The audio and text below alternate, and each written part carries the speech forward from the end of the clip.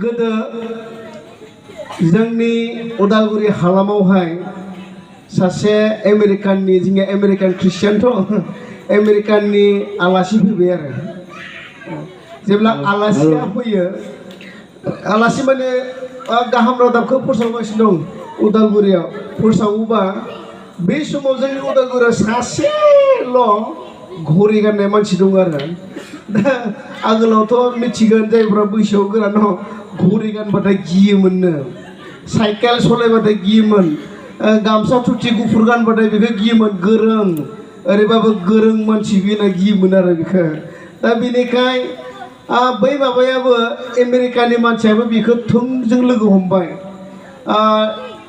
नों इंलिस रोङो ना होनना बुंबा येस न' येस कारेक्ट होननानै बुंनो हाबाय आरो येस होननाय लोगो लोगोनो फुरखौबो होबायना बियो आगोलाव रेडिअ खोनासङोमोन बियो दा बेनिखाय बियो इंलिस रोंनानै बेखौ लाबथिंबाय थाबाय दा दाबसे मण्डलियाव बियो इसोरनि गाहाम बाथ्राखौ बुंसिगोन आरो जेनेबा बिथाङा फरेननि मानसि आरो आमेरिकानि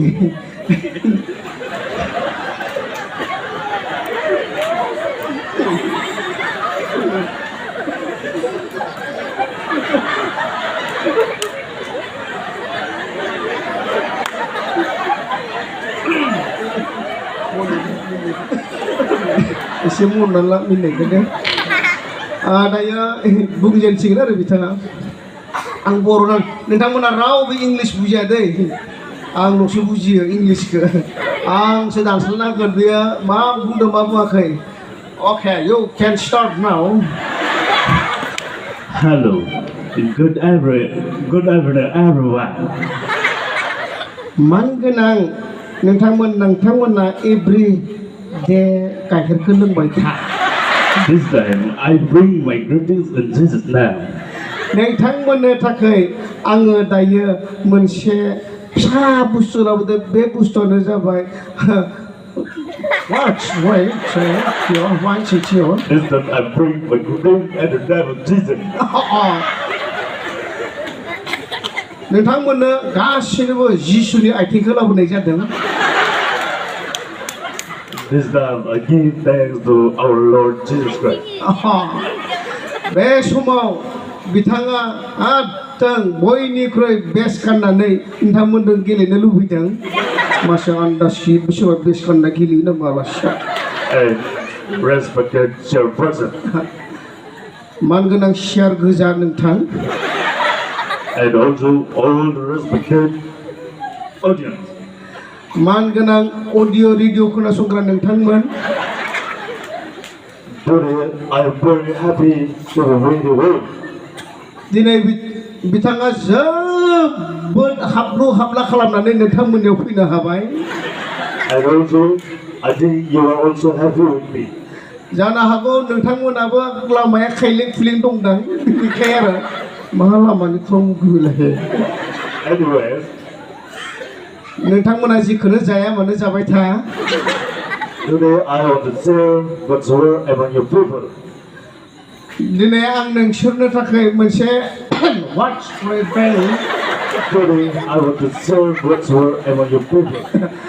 दायो आङो नोंसोरनो मोनसे गोजा शेयार होनो इच्छा खालामदों खोब होनो हागोन बियो So today my topic is about God's love. इसोरा दंखायोब्ला नोंथांमोना मुलाम्फा जागोन Because God loves you and me.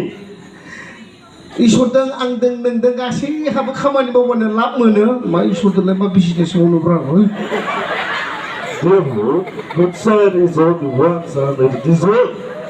What?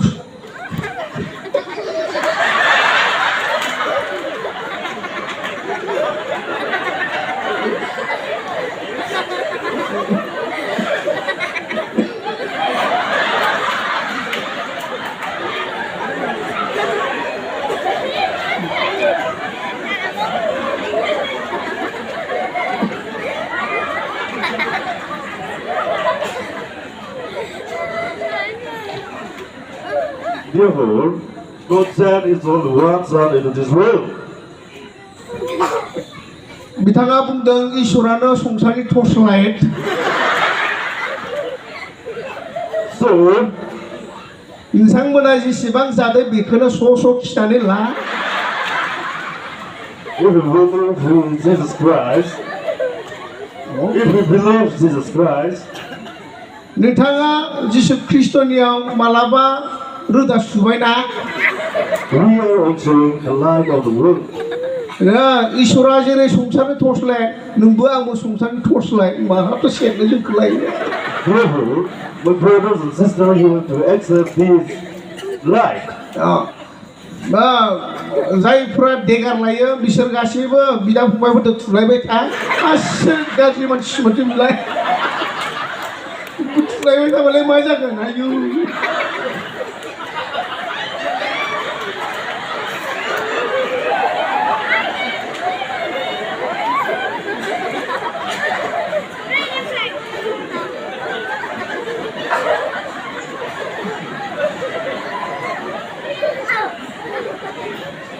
Now, बिथाङा नावजों फैनाय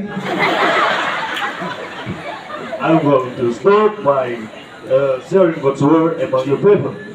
बिथाङा नावजों फैनायानो दै रुगुङाव फैनायाव बिथाङा गालुना गोग्लैबाय बेनिखाय Now I am going back by one. बिथांमोना बेसां हायो बायनानै जासिगोन बुस्थुफोरखौ आरो जानानै दैनि बायदि स' खिसिगोन आरो हामबायसै